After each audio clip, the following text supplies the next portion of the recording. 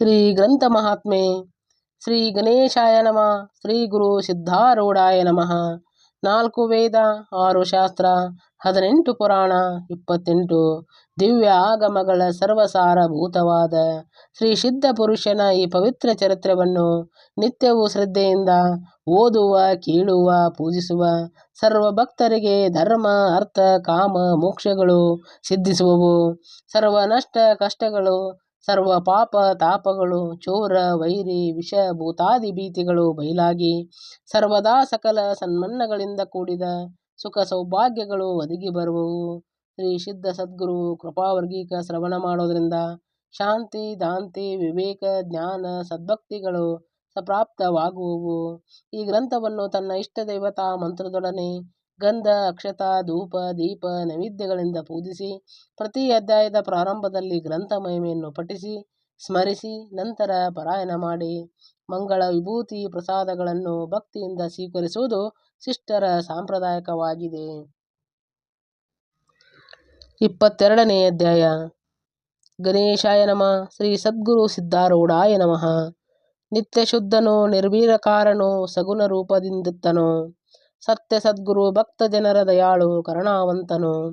ಉತ್ಸವದ ಕಾಲದಲ್ಲಿ ಪೂಜೆ ಗೈವರೆಚ್ಚಿ ನಿಮಿತ್ತ ಸತ್ಸಭಾವಸ್ಥಾನದಲ್ಲಿ ಸದ್ಗುರು ಪ್ರಕಟನಾದನು ಒಲಿಯುತ. ಶ್ರೀ ಸದ್ಗುರುರಾಯನ ವಚನವನ್ನು ಶ್ರವಣ ಮಾಡಿದ ಮಾತ್ರದಿಂದ ಆತನು ತತ್ಕಾಲ ಮುಕ್ತಿಯನ್ನು ಕೊಡುವನು. ಈ ವಿಷಯದಲ್ಲಿ ಸಂಶಯಯುಕ್ತನಾದರೆ ಮತ್ಯಾರೂ ಆ ಜೀವನು ತಾರಿಸುವುದಿಲ್ಲ. ಸದ್ಗುರುವಿಗೆ ಉಪದೇಶವೇನೆಂದರೆ ಪಾಪ ಕರ್ಮವನ್ನು ಬಿಟ್ಟು ಬಿಡು, ಪುಣ್ಯ ಧರ್ಮವನ್ನು ಸ್ವೀಕರಿಸು, ಈಶ್ವರ ಭಜನೆಯ ನಿತ್ಯ ನೇಮವನ್ನು ನಡೆಸು ಮತ್ತು ಸತ್ಸಂಗದಲ್ಲಿ ಪ್ರೇಮವುಳ್ಳವನಾಗು. ಎಲ್ಲಾ ಪ್ರಾಣಿಗಳ ಮೇಲೆ ದಯಾಬುದ್ಧಿಯು ತ್ರಿಕರಣ ಪೂರ್ವಕವಾಗಿ ಇರಲಿ. ದಯಾನಿಧಿಯಾದ ಸದ್ಗುರುವನ್ನು ಪ್ರೇಮದಿಂದ ಅಂತರ ಹೃದಯದಲ್ಲಿ ಪೂಜಿಸು. ಇತರರ ದೋಷಗಳನ್ನು ಉಚ್ಚರಿಸಬಾರದು, ಜಗತ್ತಿನೊಳಗೆ ಸ್ವಚ್ಛೆಯಿಂದ ವರ್ತಿಸಬಾರದು, ಎರಡನೆಯವರ ಕುಂದುಗಳನ್ನು ಪ್ರಕಟಿಸಬಾರದು, ಕಾಮಾದಿಗಳನ್ನು ಜಯಿಸು. ಸಂಸಾರ ಕರ್ಮಗಳಲ್ಲಿ ಆಲಸ್ಯ ಭಾವವಿರಲಿ. ಸಂಸಾರದಂಥ ಭ್ರಮೆಯ ಕಡೆಗೆ ಲಕ್ಷ್ಯ ಕೊಡದಿರು. ಎಂಥ ಸಂಕಟ ಬಂದರೂ ಗುರುಪಾದದಲ್ಲಿ ಪ್ರೇಮವನ್ನು ಬಿಡಬೇಡ. ಧನ್ಯ ಪ್ರಾಪ್ತಿಯಾಯಿತೆಂದರೆ ಮದ ಹುಟ್ಟುಕೊಳ್ಳಬಾರದು. ಯಾವ ವಿಚಾರ ಮಾಡುವುದರಿಂದ ಮಾಯಾಮೋಹವು ಕಳೆದು ಹೋಗುವುದೋ ಅದೇ ವಿಚಾರವನ್ನು ಮಾಡತಕ್ಕದ್ದು. ಜನರು ಕೂಡ ವ್ಯವಹಾರ ಮಾಡುತ್ತಿರುವಾಗ ಹೊರಗೆ ಅದ್ವೈತವನ್ನು ಆಡಬಾರದು, ಆದರೆ ಅಂತಃಕರಣದಲ್ಲಿ ಸರ್ವದಾ ಏಕಭಾವವನ್ನು ಹಿಡಿಯತಕ್ಕದ್ದು. ದೇಶ ಕಾಲ ಸ್ಥಿತಿ ನೋಡಿಕೊಂಡು ವೇದ ವಿಧಿಯುಕ್ತನಾಗಿ ಆಚರಣೆ ಮಾಡತಕ್ಕದ್ದು. ಈಶ್ವರ ಭಕ್ತಿಯನ್ನು ಬಿಟ್ಟು ಅನ್ಯ ಆಚರಣೆ ಮಾಡಬಾರದು. ನಾನು ಯಾರು ಇದ್ದೇನೆ ಎಂಬ ಈ ವಿಚಾರವನ್ನು ತನ್ನ ಅಂತರ್ಯದೊಳಗೆ ಚೆನ್ನಾಗಿ ಮಾಡಬೇಕು ಮತ್ತು ವ್ಯವಹಾರ ರೂಪ ಸಂಸಾರವು ಸ್ವಗ್ನವೆಂದು ತಿಳಿಯತಕ್ಕದ್ದು. ಮಾರಮರ್ದನಾದ ಆ ಉಮಾರವನ್ನು ಭಕ್ತ ಭಾವಗಳಿಂದ ಸಂತೋಷಪಡಿಸಿ ಅಕ್ಷಯ ಸುಖದ ಪದವನ್ನು ಪ್ರಾಪ್ತ ಮಾಡಿಕೊಳ್ಳಬೇಕು. ಸದ್ಗುರುಗಳ ಇಂತಹ ಸಬೋಧವನ್ನು ಮನಸ್ಸಿನಲ್ಲಿ ದೃಢವಾಗಿ ಹಿಡಿದು ಯಾವಾತನು ಸಂಸಾರದಲ್ಲಿ ವರ್ತಿಸುವನೊಬ್ಬ ಆತನ ಬಂಧನವನ್ನು ಹರಿದು ಸದ್ಗುರುವು ಆತನಿಗೆ ಮುಕ್ತಿಯನ್ನು ಕೊಡುವಂತನಾಗುತ್ತಾನೆ. ಹೇ ಶ್ರೋತೃ ಜನರುಗಳಿರ, ಅಮೃತಕ್ಕಿಂತ ಅಧಿಕ ಮಧುರವಾದ ಸಿದ್ಧ ಕಥೆಯನ್ನು ಶ್ರವಣ ಮಾಡುವಂತರಾಗಿರಿ. ಅಮೃತ ಸೇವನದಿಂದ ಮೋಕ್ಷ ಸಿಗುವುದೇ ಇಲ್ಲ, ಆದರೆ ಕಥಾಶ್ರವಣದಿಂದ ಶೀಘ್ರವಾಗಿ ಪ್ರಾಪ್ತಿಯಾಗುವುದು. ಶ್ರೀ ಸಿದ್ಧಾರೂಢ ಸ್ವಾಮಿಯವರ ಸಿದ್ಧಾಶ್ರಮದಲ್ಲಿರುವಾಗ ಶಿವರಾತ್ರಿ ಇತ್ಯಾದಿ ಉತ್ಸವಗಳಿಗೆ ಅನ್ಯ ಗ್ರಾಮಗಳಿಂದ ಭಕ್ತ ಜನರು ಬರುತ್ತಿದ್ದರು. ಉತ್ಸವದ ನಂತರ ತಿರುಗಿ ತಮ್ಮ ತಮ್ಮ ಗ್ರಾಮಕ್ಕೆ ಹೋದ ಮೇಲೆ ಉತ್ಸವ ಆನಂದವನ್ನು ಅನುಭವಿಸುವುದರಾಗಿ ಕೆಲವರು ಕೂಡಿ ಆಲೋಚನೆ ಮಾಡುತ್ತಾರೆ. ನಮ್ಮ ಗ್ರಾಮಕ್ಕೂ ಸದ್ಗುರುಗಳನ್ನು ಕರೆದುಕೊಂಡು ಬಂದು ಹುಬ್ಬಳ್ಳಿಯಲ್ಲಿ ಆದಂಥದ್ದೆಲ್ಲ ಉತ್ಸವ ಮಾಡಿದ್ದಾದರೆ ನಾವಾದರೂ ಗುರುಚರಣ ಸೇವಾ ಘಟಿಸುವುದರಿಂದ ಧನ್ಯರಾಗಿ ಹೋಗುವೆವು ಎಂದು ಅನ್ನುವರು. ಉರಕಿಬಾವಿ ಎಂಬ ಗ್ರಾಮದಲ್ಲಿಯೂ ಅನೇಕ ಗೃಹಸ್ಥರು ಕೂಡಿ ಈ ಪ್ರಕಾರ ಆಲೋಚನೆ ಮಾಡಿ ಸದ್ಗುರುಗಳು ಉತ್ಸವ ದಿಶೆಯಿಂದ ಎಲ್ಲ ತಯಾರಿ ಮಾಡಿಕೊಂಡು ಸಿದ್ಧಾಶ್ರಮಕ್ಕೆ ಬಂದು ಸದ್ಗುರುಗಳಿಗೆ ವಿಜ್ಞಾಪಿಸುತ್ತಾರೆ. ಶಿವರಾತ್ರಿ ಕಾಲದಲ್ಲಿ ಇಲ್ಲಿ ಯಾವ ಪ್ರಕಾರ ಉತ್ಸವ ಆಗುವುದು ಅದೇ ರೀತಿಯಲ್ಲಿ ನಮ್ಮ ಗ್ರಾಮದಲ್ಲಿ ಮಾಡಬೇಕೆಂದು ನಾವು ಇಚ್ಛಿಸುತ್ತೇವೆ. ಆಜ್ಞೆಯಾದರೆ ತಮ್ಮನ್ನು ಅಲ್ಲಿ ತನಕ ಕರೆದುಕೊಂಡು ಹೋಗಿ ಮಂಟಪ ಪೂಜಾ ಮಾಡಿ ಆನಂದ ಪಡುವೆವು. ಅವರನ್ನು ಕುರಿತು ಸಿದ್ಧರು ಅನ್ನುತ್ತಾರೆ.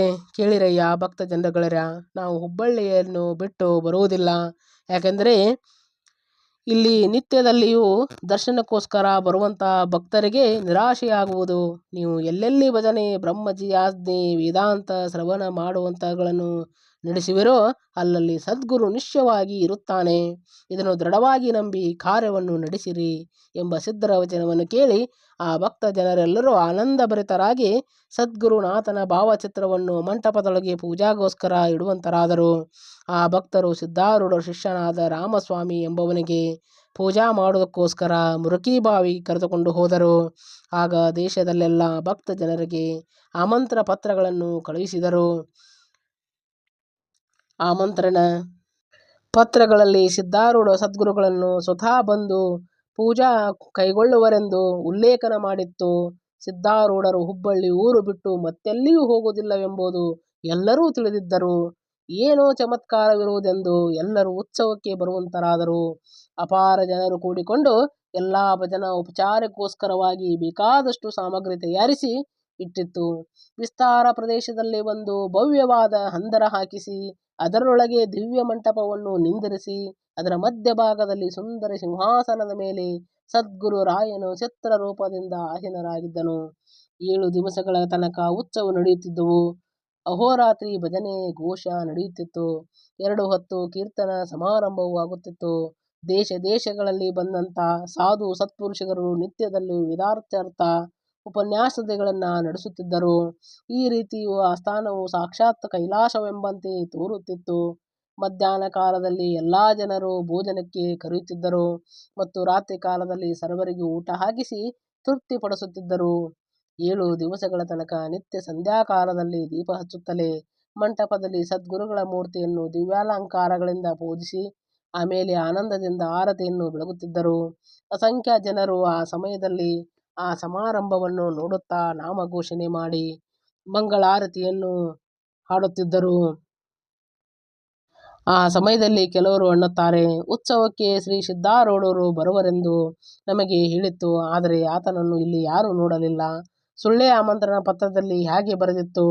ಆಗ ಭಾವಿಕ ಜನರು ಇದನ್ನು ಕೇಳಿ ಅನ್ನುತ್ತಾರೆ, ಸದ್ಗುರುಗಳು ಕಡೆಯ ದಿವಸ ಬರುವರು. ಈ ವಚನವನ್ನು ಕೇಳಿ ಎಲ್ಲರೂ ಕಡೆಯ ದಿವಸ ತನಕ ಇರುವಂತರಾದರು. ನಿತ್ಯವೂ ಚಿತ್ರದ ಪೂಜೆ ಆಗುತ್ತಿತ್ತು. 7ನೇ ದಿವಸವು ಪ್ರಾಪ್ತವಾಯಿತು. ಆ ದಿವಸ ಸದ್ಗುರುಗಳು ಬರುವರೆಂಬ ವರ್ತಮಾನ ಕೇಳಿ ಅಸಂಖ್ಯ ಜನರು ಬಂದರು. ಸಂಧ್ಯಾಕಾಲದಲ್ಲಿ ಜನಸಂದಣಿಯು ಹಂದರದಲ್ಲಿ ತುಂಬಿತ್ತು. ಆದರೆ ಸದ್ಗುರುಗಳು ಬಂದದ್ದು ಯಾರಿಗೂ ಕಾಣಲಿಲ್ಲ. ಆ ಸಮಯದಲ್ಲಿ ರಾಮಯ್ಯ ಸ್ವಾಮಿಯು ಪೂಜಾ ಮಾಡಲಿಕ್ಕೆ ಸಿದ್ಧನಾದನು. ದೇವರ ಮುಂದೆ ಪರದೆಯನ್ನು ಹಿಡಿದು ಭಕ್ತ ಜನರನ್ನು ಕೂಡಿಕೊಂಡು ಅಲಂಕಾರ ಮಾಡಲಿಕ್ಕೆ ಆರಂಭಿಸಿದನು. ಸಿದ್ಧರಾಜನು ಇನ್ನೂ ತನಕ ಬಂದಿಲ್ಲವೆಂದು ಅವರೆಲ್ಲರಿಗೂ ಮನಸ್ಸಿನೊಳಗೆ ಬಹಳ ಚಿಂತೆ ಉತ್ಪನ್ನವಾಯಿತು. ಪೂಜಾ ಎಲ್ಲ ಸಿದ್ಧ ಮಾಡಿ ರಾಮಯ್ಯ ಸ್ವಾಮಿಯ ಸದ್ಗುರುವಿಗೆ ಪ್ರಾರ್ಥಿಸುವಂತನಾತಾನೆ. ಹೇ ಸಿದ್ಧ ಸದ್ಗುರುನಾಥನೇ, ನಿನಗೆ ಜಯ ಜಯಕಾರವಿರಲಿ. ಬಕಸಕ್ತನೇ, ಬೇಗನೆ ಪ್ರಾಪ್ತನಾಗು. ನಿನ್ನ ದರ್ಶನೋದ್ದೇಶದಿಂದ ಬಹು ಕುತೂಹಲಪಟ್ಟು ಅಸಂಖ್ಯ ಜನರು ಬಂದಿರುವರು. ನೀನು ಈ ಸಮಯದಲ್ಲಿ ಬಂದಿಲ್ಲವಾದರೆ ಈ ನಾಚಿಕೆ ಯಾರಿಗೆ ಆಗುತ್ತದೆ? ನೀನು ಈ ದಿನ ಇಲ್ಲಿಗೆ ಬರುವೆ ಎಂದು ಲೋಕದಲ್ಲಿ ವಾರ್ತೆಯಾಗಿರುತ್ತದೆ. ನೀನು ಬಾರದ್ದು ನೋಡಿ ನಿನ್ನ ಭಕ್ತರನ್ನಾದ ನಮ್ಮನ್ನು ಕುರಿತು ಎಲ್ಲರೂ ಹಾಸ್ಯ ಮಾಡುವರು. ಇದು ನೀನು ತಿಳಿದಿರುವಿ. ವಿಷಯಗಳನ್ನು ಪ್ರಾರ್ಥಿಸುವವರಿಗೆ ಅವನು ನೀನು ಶೀಘ್ರವಾಗಿ ಕೊಡುವಿ. ಆದರೆ ಅಂಥ ವಿಷಯಗಳನ್ನು ನಾವು ನಿನಗೆ ಬೇಡದೆ ಲೋಕಹಿತವಾಗಿ ನೀನು ಇವತ್ತಿನ ದಿವಸ ಇಲ್ಲಿ ಎಲ್ಲಿಯವರೆಗೂ ಪ್ರತ್ಯಕ್ಷವಾಗಿ ಕಾಣಿಸಿಕೊಳ್ಳಬೇಕೆಂಬುದನ್ನೇ ನಾವು ಇಚ್ಛೆ ಮಾಡುತ್ತೇವೆ. ಈ ದಿವಸ ನಿನ್ನ ದರ್ಶನವಾಗುವುದರಿಂದ ಎಲ್ಲಾ ಜನರಿಗೂ ಅತ್ಯಂತ ಆನಂದ ಉಂಟಾಗುವುದು ಮತ್ತು ನಿನ್ನ ಮೇಲೆ ಅವರ ಭಕ್ತಿಯು ವಿಶೇಷವಾಗಿ ಬೆಳೆಯುವುದು. ಇದೇ ನಮ್ಮ ಹೇತುವಾಗಿರುವುದು. ಇದಕ್ಕೋಸ್ಕರವಾಗಿಯೇ ನೀನು ಅವತಾರವಿರುತ್ತಿ. ಸದ್ಗುರುಗಳ ಭಕ್ತಿಯನ್ನು ಪವಿತ್ರದಲ್ಲಿಯೂ ಪರಿಸರಿಸಿ ಜನರನ್ನು ಪವಿತ್ರ ಮಾಡಿ ಆ ಮೂಲಕ ಅವರನ್ನು ಉದ್ಧಾರ ಮಾಡಬೇಕೆಂದು ಅದೇ ಹೇತುವಿನಿಂದಲೇ ಈ ಉತ್ಸವಾದರೂ ಆರಂಭಿಸ ಇತ್ತು. ಈಗ ಅಸಂಖ್ಯ ಜನರು ನಿನ್ನ ದರ್ಶನಕ್ಕೋಸ್ಕರವಾಗಿ ಬಂದಿರುವರು. ನೀನು ಅವರಿಗೆ ಈಗ ಪ್ರತ್ಯಕ್ಷ ದರ್ಶನ ಕೊಟ್ಟಿದ್ದಾದರೆ ಈ ಮಹೋತ್ಸವವು ಸಾರ್ಥಕವಾಗುವುದು. ನೀನು ಒಂದು ವೇಳೆ ನನ್ನ ಪ್ರಾರ್ಥನೆಯನ್ನು ಮನ್ನಿಸದೇ ಇದ್ದರೆ ನಿನ್ನ ಭಕ್ತರ ವಚನಕ್ಕೆ ಅಸತ್ಯತ್ವ ದೋಷ ಬರುವುದು. ಈ ನಾಚಿಕೆಯು ಭಕ್ತಾಭಿಮಾನಿಯಾದ ನಿನ್ನ ಹೊರತು ಮತ್ಯಾರಿಗೆ ಇರುವುದು? ಈ ಪ್ರಕಾರ ಪ್ರಾರ್ಥಿಸಿ ತಕ್ಷಣವೇ ಪರದೆಯನ್ನು ಎಲ್ಲಾ ಜನರು ನೋಡುತ್ತಿರುವಾಗ ಏನೋ ಚಮತ್ಕಾರವಾಯಿತೆಂದರೆ, ಪ್ರತ್ಯಕ್ಷ ಸದ್ಗುರುನಾಥನೇ, ಸರ್ವಾಲಂಕಾರದಿಂದ ಮಂಡಿತನಾಗಿಯೂ ಪ್ರಕಾಶಮಾನವಾದ ಮುಖವದಳ ಉಳ್ಳವನಾಗಿಯೂ ಸುತ್ತಲೂ ಅದ್ಭುತವಾದ ತೇಜವನ್ನು ಕೂಡುವಂತನಾಗಿಯೂ ಸಿಂಹಾಸನದ ಮೇಲೆ ವಿರಾಜಮಾನವಾಗಿರುವುದನ್ನು ಸರ್ವರು ನೋಡುವಂತರಾದರು. ಒಂದು ಕ್ಷಣ ಮಾತ್ರ ಎಲ್ಲರಿಗೂ ಸದ್ಗುರುನಾಥನು ಕಾಣಿಸಿಕೊಂಡನು. ಆ ಸಮಯದಲ್ಲಿ ಹಾಗೆ ಸಮುದ್ರವು ಉಕ್ಕೇರಿ ಬರುವುದೋ ಮತ್ತು ವರ್ಷಾಕಾಲದಲ್ಲಿ ಮೇವು ಗರ್ಜಿಸುವುದೋ ಆ ರೀತಿಯಿಂದ ಸಭಾದೊಳಗೆ ಉತ್ಸವವಾಯಿತು. ಸಿದ್ಧ ಸದ್ಗುರು ಪ್ರಕಟವಾದಾಗ ಜನರೊಳಗೆ ಹುಟ್ಟಿದ ಆನಂದವು ಅದು ಎಷ್ಟೆಂತ ವರ್ಣಿಸಲ ಸಾಧ್ಯವು. ಸದ್ಗುರುವನ್ನು ನೋಡಿ ಜನರು ಅತ್ಯಂತ ಮೋಹದಿಂದ ಕೊನೆಯಲಾರಂಭಿಸಿದರು ಅನ್ನುತ್ತಾರೆ, ನಾವು ಧನ್ಯರು ಧನ್ಯರು. ಆ ದಯಾಗರನಾದ ಸಿದ್ಧನನ್ನು ಇಲ್ಲೇ ಕಂಡೆವು. ಆ ಸದ್ಗುರುನಾಥನನ್ನು ಎಲ್ಲಾ ಸ್ಥಳದಲ್ಲಿಯೂ ವ್ಯಾಪಕನಾಗಿರುವನೆಂದು ಈಗ ಪೂರ್ಣವಾಗಿ ನಾವು ತಿಳಿದೆವು. ನಾವು ಯಾತಕ್ಕೆ ಈ ದೇವರಿಗೆ ಹೋಗಬೇಕು? ಸಿದ್ಧನ ಹತ್ತಿರ ತತ್ಕಾಲವೇ ದರ್ಶನವು. ಇದನ್ನು ತಿಳಿಯದೆ ನಾವು ಇಷ್ಟು ದಿನ ವ್ಯರ್ಥವಾಗಿ 4 ಕಡೆಗೆ ಓಡಾಡಿದೆವು. ಎಲ್ಲಾ ಜನರು ಆನಂದಭರಿತರಾದರು. ಎಲ್ಲರ ಹೃದಯದಲ್ಲಿ ಆ ಸಿದ್ಧ ಮೂರ್ತಿಯು ಸ್ಥಿರವಾಗಿ ನಿಲ್ಲುವಂತದ್ದಾಯಿತು. ಆ ಕ್ಷಣವೇ ಸದ್ಗುರು ಮೂರ್ತಿಯನ್ನು ಅದೃಶ್ಯವಾಯಿತು.